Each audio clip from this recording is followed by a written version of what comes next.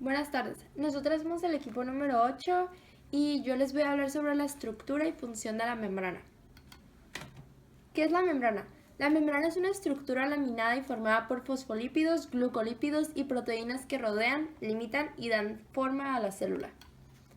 Su función específica es que controla selectivamente la entrada y salida de sustancias. Sus características es que son fluidos, no son rígidas ya que necesitan flexibilidad para cambiar de forma y hasta para respirar. Su composición es asimétrica, son semipermeables y una característica de la membrana es que en las células vegetales se encuentran debajo de la pared celular. Sus funciones principales son la compartimentalización, que es definir y limitar a la célula, la permeabilidad selectiva, que es el control de intercambio de moléculas entre interior y exterior celular, el transporte de solutos y que se comunica con otras células. La composición de la membrana está hecha en 3: proteínas, lípidos y carbohidratos. Los lípidos se ubican en la bicapa lipídica, que vendría siendo esto de aquí. Son de carácter anfipático, esto quiere decir que son hidrófilas. Y están hechas por fosfolípidos, colesterol y esfingolípidos. Bueno, eso se encuentra en la membrana. Las proteínas son de asimetría proteica, dan transporte y son encargadas del intercambio de materia entre el interior y el ambiente exterior. Los carbohidratos se sitúan solamente en la cara extracurricular de la célula, que vendría siendo esto de aquí donde están esos puntitos. Contribuyen a la simetría de la membrana plásmica, protegen a la célula de daño mecánico y químico, lubrican la superficie celular y participan en el reconocimiento y adhesión celular.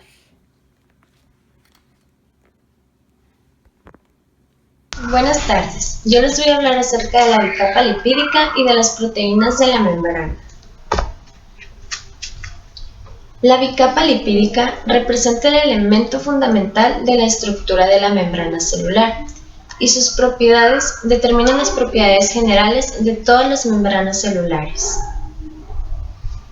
Los lípidos presentes en estas membranas celulares combinan dos propiedades muy diferentes en una única molécula. Cada lípido posee una cabeza hidrófila, o sea, polar, que atrae el agua, y posee una o dos colas hidrofóbicas no polares, o sea, que repelen el agua. Los lípidos más abundantes en estas membranas celulares son los fosfolípidos, moléculas que se caracterizan por tener una cabeza hidrófila unida al resto del lípido mediante un grupo fosfato. La membrana se comporta como un fluido bidimensional y este comportamiento es esencial para su funcionalidad e integridad. Esta propiedad difiere de la flexibilidad, que se define como la capacidad de curvatura de la membrana. El grado de fluidez de una bicapa lipídica a cierta temperatura depende de la composición fosfolipídica y sobre todo de la naturaleza de las colas hidrocarbonadas. Cuanto más agrupadas y compactas sea el agrupamiento de las colas, más viscosa, o sea, más fluida será la bicapa. En los animales, las proteínas contribuyen alrededor del 50% de la masa total de la mayor parte de las membranas plasmáticas, mientras que el 50% restante está compuesto por lípidos y una cantidad relativamente pequeña de hidratos de carbono. Algunas proteínas de ellas contribuyen al anclaje de la membrana a macromoléculas presentes en uno u otro lado de la membrana. Otras actúan como receptores capaces de detectar señales químicas en el medio celular y transmitirlas al interior de la célula, mientras que otras actúan como enzimas que se caracterizan como reacciones específicas. Gracias.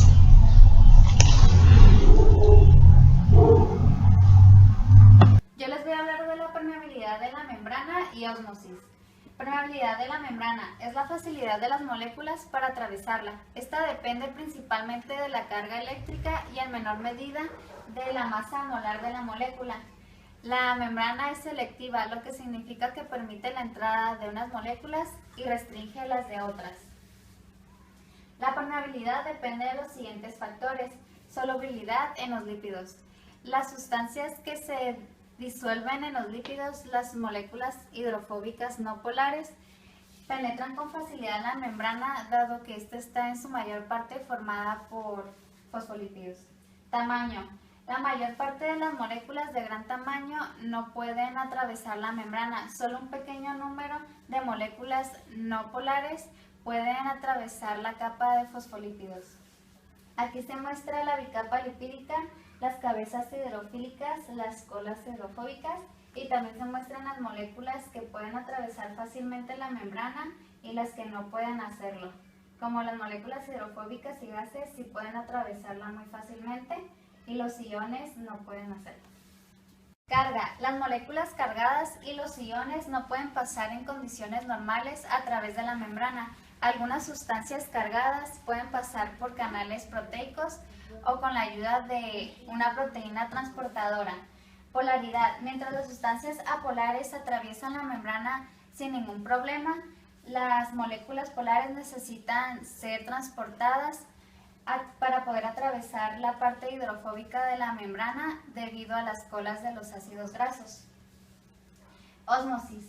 La ósmosis es un fenómeno en el que se produce el paso o la difusión de disolventes a través de una membrana semipermeable que permite el paso de disolventes pero no de solutos, desde una disolución más diluida a otra más concentrada, como se muestra en la imagen. El agua y la ósmosis. El agua es la molécula más abundante en el interior de los seres vivos y mediante la ósmosis es capaz de atravesar membranas celulares que son semipermeables para penetrar el interior celular o salir de él. Esta capacidad depende de la diferencia de concentraciones entre líquidos extracelular e intracelular. La solución hipotónica es cuando se tiene menor concentración de solutos en el medio exterior. La isotónica cuando se tiene igual concentración dentro y fuera de la célula. Y por último, la hipertónica es cuando se tiene mayor concentración de solutos en el medio externo. Mi tema es transporte pasivo y activo. El transporte pasivo va a favor de su gradiente electroquímico, no requiere gasto de energía y se mueve de mayor a menor concentración. Este se clasifica en tres tipos, que es ósmosis, difusión facilitada y difusión simple. La ósmosis es el paso de agua a través de una membrana que solo permite el flujo de agua e inhibe el paso de otros solutos. La ósmosis se clasifica en hipertónica, isotónica e hipotónica. La hipertónica es el medio con una sustancia elevada. La isotónica es la misma presión osmótica y la hipotónica es una baja concentración. La difusión simple es el movimiento de una sustancia a través de la membrana desde un área de mayor concentración a una de menor concentración sin la ayuda de transportadores. La facilitada es el tipo de transporte pasivo en el que se requiere de las participaciones de proteínas para el transporte de solutos. Se le llama proteínas transportadoras o proteínas de canal. El transporte activo es el proceso mediante el cual la célula usa energía para mover átomos, iones y moléculas contra su gradiente electroquímico. Es esencial para mantener la composición iónica de la célula. Se lleva a cabo a través de proteínas transportadoras acopladas a energía. Se clasifica en primario y secundario. El transporte activo primario son las ATP sintasas de tipo F, tipo V, tipo P y tipo ABC. Las tipo P se denominan como ATP sintasas. Se encuentran en eucobacterias, mitocondrias y cloroplastos, tienen mecanismos rotacionales.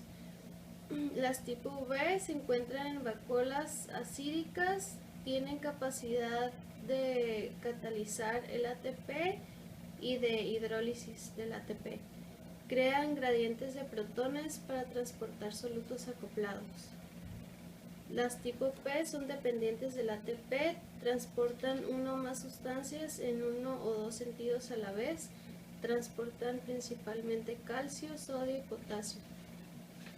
La bomba de sodio y potasio es una bomba de tipo P sintasas y esta funciona porque el sodio se fija a la bomba y este mecanismo activa la ATP pasa. La bomba se autofosforila, la hidrólisis del ATP determina la liberación de ADP y la transferencia de un grupo fosfato. La fosforilación determina que la bomba modifique su conformación para liberar sodio en la superficie exterior de la célula y exponer un sitio fijador para el potasio en esa superficie. La fijación de potasio extracelular desencadena la eliminación de un grupo fosfato y la bomba recupera su conformación inicial y desencadena potasio en el interior de la célula.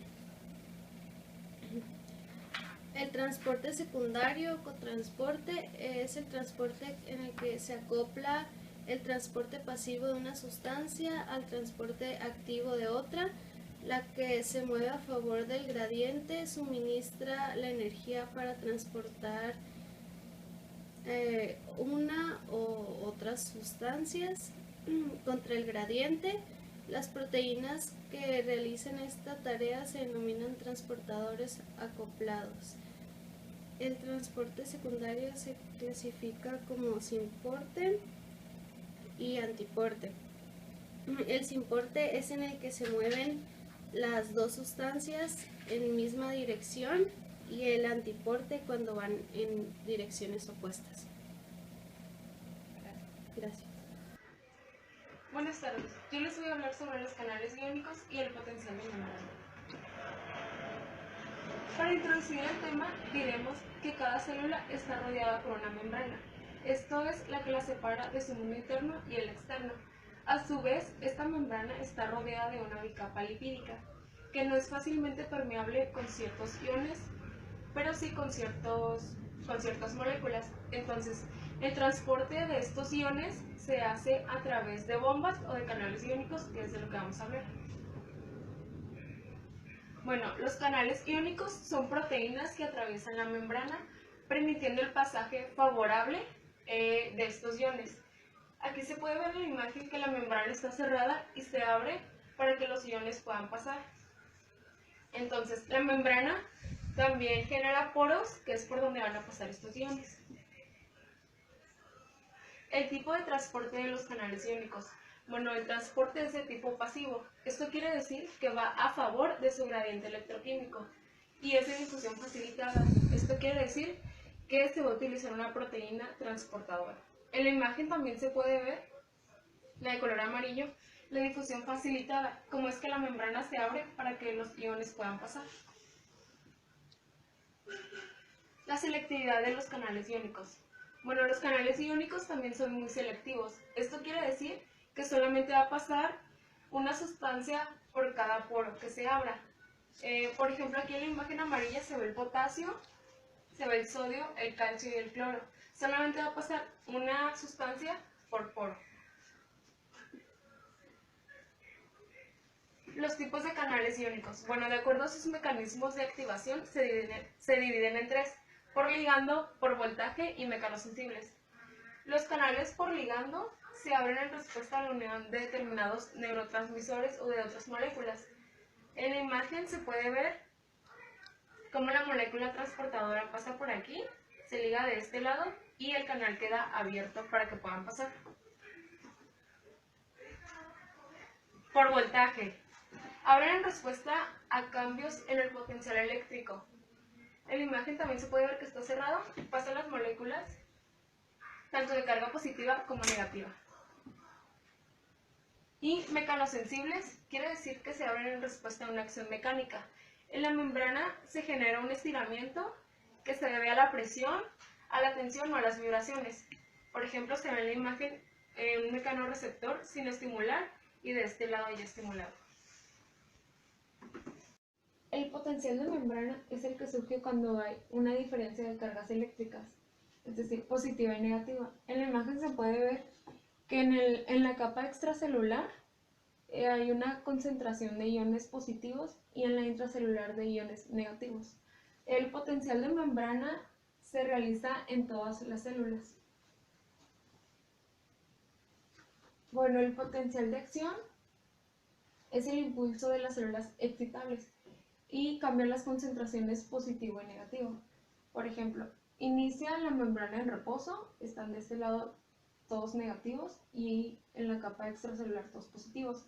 Entonces, en la despolarización permite el paso de iones y se inicia el impulso nervioso, es decir, van entrando los iones con carga positiva y en la repolarización permite la salida. Esto es, ya quedan del lado positivo y negativo en la capa interna. Y por último, el potencial de reposo, que es la diferencia que existe a través de la membrana de células excitables solamente.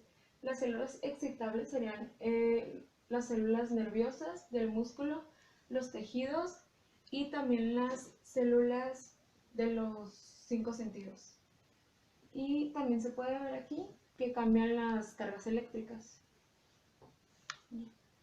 ¿Qué es un neurotransmisor? Un neurotransmisor es una sustancia química que transmite información de una neurona a otra, atravesando el espacio que separa dos neuronas consecutivas. A eso se le conoce como sinapsis.